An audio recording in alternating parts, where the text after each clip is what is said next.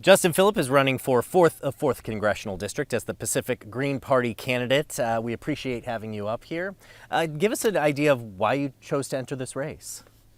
The Green Party in general, I'm part of the Green Party and have been for a number of years, and we just believe that the two major parties that are owned and operated by billionaires and corporations do not have working class interests at heart, because they're just, they're more concerned about the donor class. So we need to build people power outside of the two major parties, and that's a prime motivator for me being even involved with the party to begin with. But specifically about this race, just find like our elected representative is sort of failing us in terms of the peace movement, in terms of the unhoused issue, and we don't really trust her to protect the environment. In your experience as a Green Party candidate running so far in this campaign, and you point to the power of the Republican Party, the Democratic Party, how has that impacted this campaign and your travel around the district and meeting people? Yeah, it's been difficult to get our word out. Obviously, we don't have the money of the two major parties. In the last election, they combined to spend somewhere near $7 million on this race, and obviously we can't compete on that level. And the additional challenge, and thank you for having me on, has been getting the attention of the media. Oftentimes we're just neglected. There was a candidate forum in Coos Bay last week that I wasn't invited to. So we've done the work to get on the ballot. I believe that the public deserves to know about all the candidates that are out there. That's part of the democratic process. How can they make an informed decision if the media and the hosts of these different forums don't involve everyone who has ballot access? We appreciate you coming up here as well, and do agree with you that all candidates have a voice.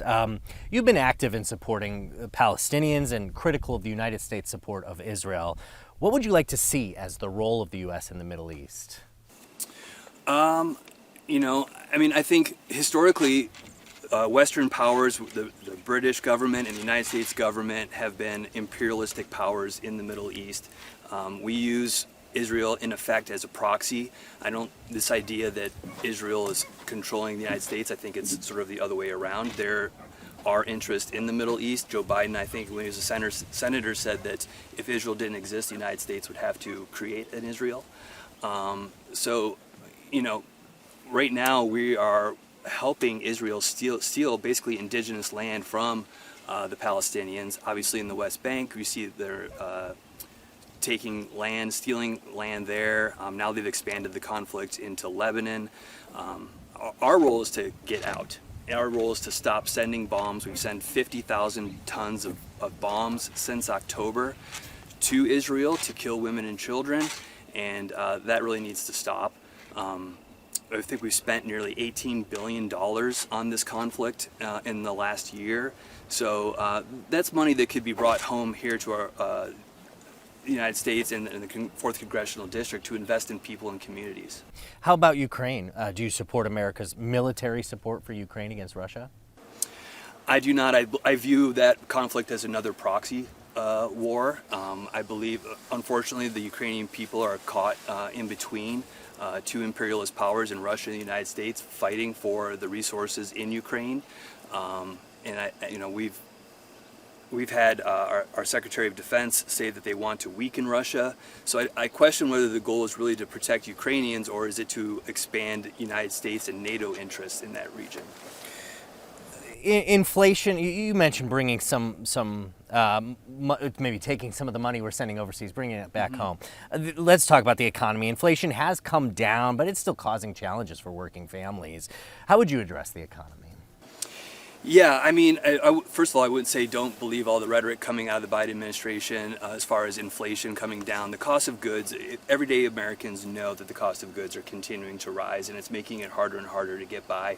Roughly half of all Oregonians are like a paycheck away from being homeless. We have the highest homeless rate in the United States right here in Eugene, and it's an issue that expands beyond just Eugene into the rest of the district. All those economic factors are they're a challenge. Yeah, and so spending 62% of our discretionary budget on the military leaves very little to invest in everything else that we need to invest in: housing, education, healthcare, community programs that would really make our communities stronger and safer. How about the border? The flow of illegal drugs through the southern border is impacting Oregonians. We see it. We have a high rate of addiction and fentanyl overdoses. What would be your approach to the border if you were in Washington? Interesting. Well, I mean, as far as the drug issue goes, I would say we need to take a step back and understand that a lot of drug use and substance abuse issues happen as a result of our failed system that we have right now, where people are struggling to get by, and too many people fall through the cracks. A lot of people in the unhoused community are people that have experienced trauma in their lives. They've maybe been in foster care and aged out of that system. And a lot of substance abuse issues happen after people get on the street, studies have shown.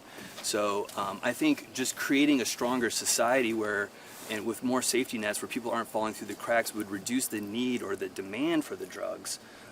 So I think that's a big issue.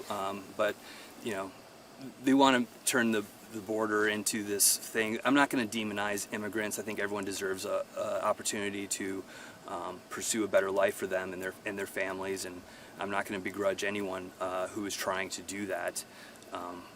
But yeah, I don't know. You mentioned housing, homelessness, an issue in Oregon, certainly an issue in the 4th District as well. We have a shortage of housing. Housing's too expensive, and we have a lot of people who can't afford it. You made reference to this. Mm-hmm. What could be done at the federal level to address this problem? Well, as a Green Party, we believe we definitely need a lot more homes. We need 15 million more homes probably built across the United States, publicly funded homes, and we need to make sure that these homes are truly affordable. I think the average rent and prices in Eugene is somewhere around $1,400. That's not really affordable. Studios like $1,200. These aren't truly affordable housing, and we need housing that's no income housing, not just low income, but no income housing. We need a housing first strategy. We can't expect people to sort of get their lives together without first having a roof over their heads. We think that's a necessary first step of a housing first approach. But again, we need to do more to combat the stagnant wages. I think I just saw a statistic the other day that said in the last 50 years, $50 trillion have moved from the lower 90% of the population to the top 2%. So the money's being literally sucked up like a vacuum by the richest among us, and it leaves very little for everyone else.